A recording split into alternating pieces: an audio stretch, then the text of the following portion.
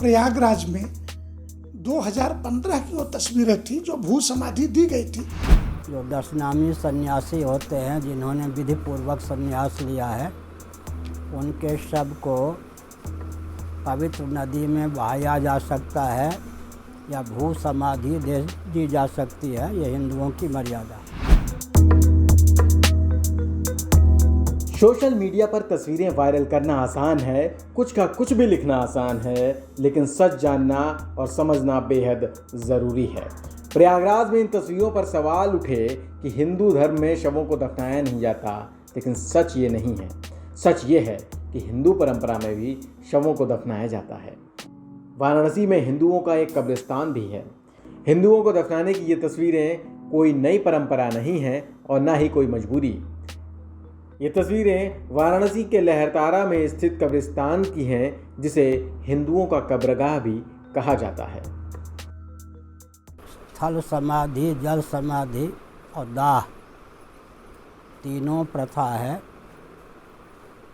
जो 10 नामी सन्यासी होते हैं जिन्होंने विधि पूर्वक संन्यास लिया है, उनके शव को पवित्र नदी में बहाया जा सकता है या भू समाधि दे दी जा सकती है। ये हिंदुओं की मर्यादा। बहुत छोटी आयु तक के जो बच्चे होते हैं, कदाचित देह त्याग कर दें, मर जाएं, उनको भी स्थल समाधि दी जाती है, भू समाधि। और जो अत्यंत संक्रामक रोग से पीड़ित हैं, उनको गंगा आदि में डालेंगे या जलाएंगे तो वातावरण दूषित होगा, उनको भी स्थल समाधि दी जाती है। लेकिन सदगृहस्थ आदि हैं या आर्य समाजियों के सन्यासी हैं, उनके यहाँ दाह संस्कार विहित है।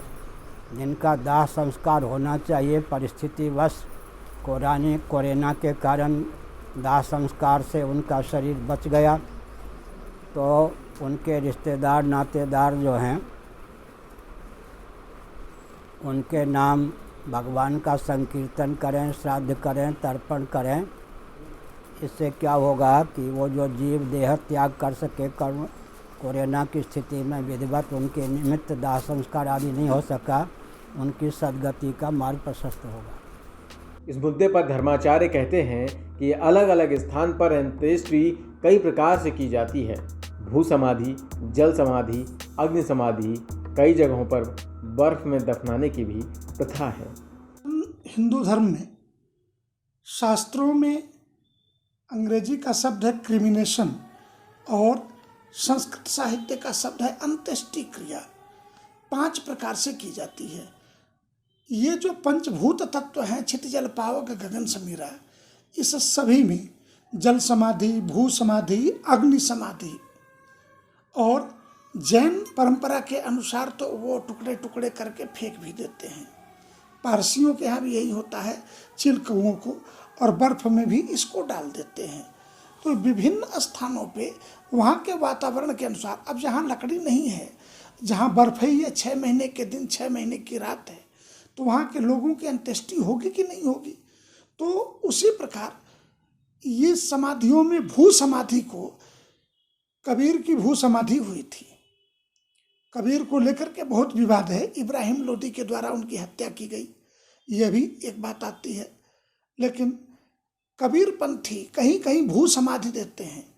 तो प्रयागराज में 2015 की वो तस्वीरें थी जो भू समाधि दी गई थी।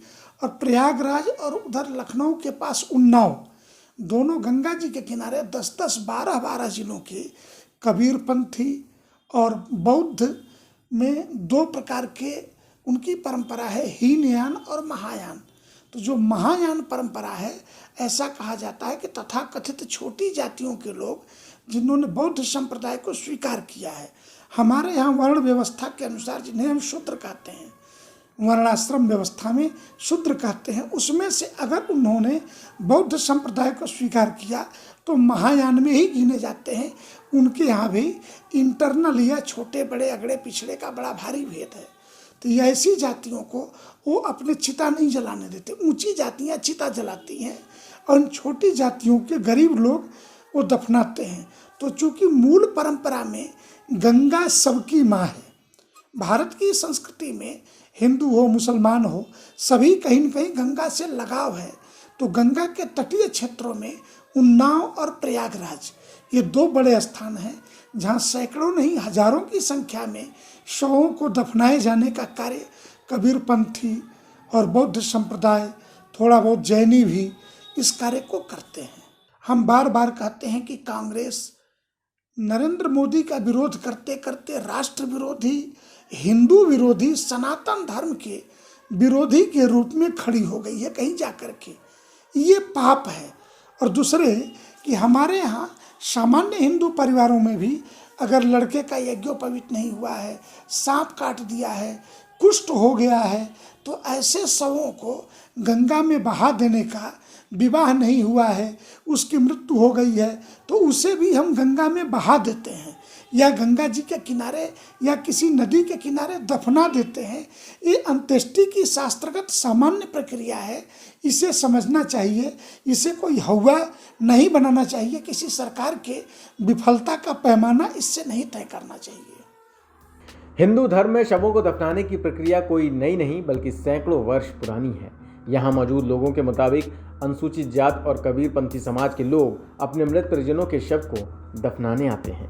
ये सर बहुत पुरानी परंपरा है। यहाँ हिंदुओं में मरते हैं तो वही लिया करके यहाँ दफन करते हैं। ये बहुत पुरानी परंपरा है। आसपास के जगह से आते हैं, मंगलपुर, लोहता, लहरतारा, ये हर बनकट तक के आते हैं। यहाँ पे हिंदू लोग का लाश आके गड़ाया जाता है। कोटवा हो गया और भरथरा हो गया और फुलवरियाँ हो गया, लहरतारा नई बस्ती हो गया, इधर करीब भोजूवीर से भी आता है, मुरधा के करीब से भी मट्टी यहाँ पे आती है। जब प्रयागराज के गंगा नदी किनारे राम नामी से ढके हुए कब्रों की तस्वीर सोशल मीडिया पर वायरल हुई, उसके बाद से ये सवाल मन में उठने लगा, क्या ये सभी कब्र इसी कोरोना काल की हैं? और अगर हैं तो इनका दाह संस्कार हिंदू धार्मिक मान्यताओं के हिसाब से क्यों नहीं किया गया? लेकिन जब आप वाराणसी के लहरतारा स्थित कब्रिस्तान जाएंगे तो यहाँ के शिलापटों पर नाम पढ़ेंगे तो सच्चाई आपको पता चलेगी। हैरानी वाली बात यह है कि इस मुद्दे पर भी कुछ लोग राजनीति करते नजर आए।